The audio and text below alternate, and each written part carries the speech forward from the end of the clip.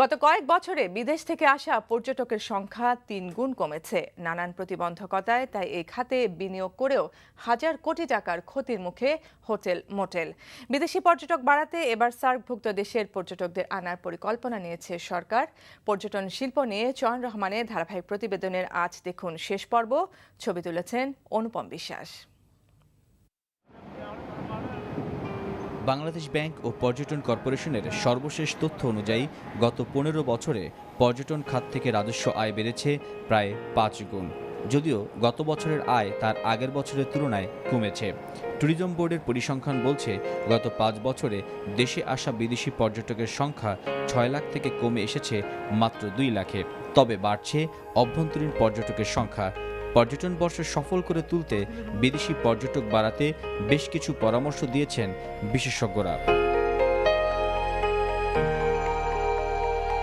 আমাদের যে সার্ক কান্ট্রিজগুলো আছে এর ভিতরে যদি আমাদের এক্সচেঞ্জ হয়, আই এম শিওর আমরা অনেক অগ্রসর করতে পারবো। সবগুলো দেশে আমরা একটা করে ন্যাশনাল কমিটি ফর্ম করছি যে আমরা কিভাবে ইন্টার রিজিনাল ট্যুরিজম আমরা বাড়াইতে পারি।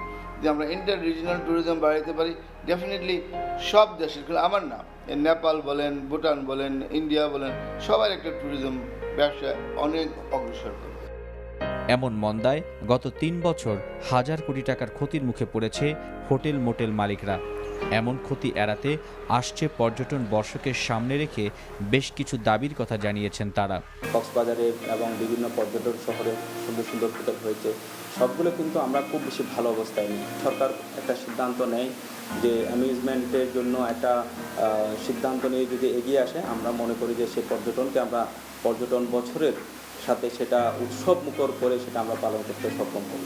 পর্যটন কর্পোরেশনের চেয়ারম্যান পদটি গত ২৫ বছরে বদল হয়েছে ৩৪ জনের হাতে। তারপরও কিভাবে বাস্তবায়ন হয় পরিকল্পনাগুলো প্রশ্নের জবাবে এর সদুত্তর দিতে পারেননি পর্যটন কর্পোরেশনের চেয়ারম্যান। তো আমাদের চেয়ারম্যান চেঞ্জ হলো, আমাদের এখানে কিছু স্থায়ী কর্মকর্তা আছেন, তারা কিন্তু ট্যুরিজম বিষয়ে অভিজ্ঞ আছেন। হ্যাঁ, সময় পেলে হয়তো আর একটু বেশি দীর্ঘ সময় নিয়ে কাজ করা যায়। তবে যিনি আসবেন তার তো বেসিক নলেজ তো তার থাকে। এই বিষয়গুলো খুব বেশি জটিল নয়। যারা একটু ইন্টারেস্ট নেই এবং যাদের একটু ক্রিয়েটিভিটি আছে তারা এই বিষয়ে অবদান রাখতে পারে বলে আমার বিশ্বাস।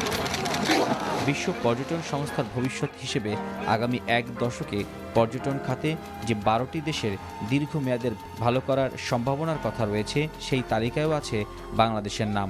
এখন যথোপযুক্ত পরিকল্পনা গ্রহণ ও বাস্তবায়নের ফলে সেই সম্ভাবনার বাস্তবায়ন সম্ভব বলে মনে করছেন এই খাতের সংশ্লিষ্টরা।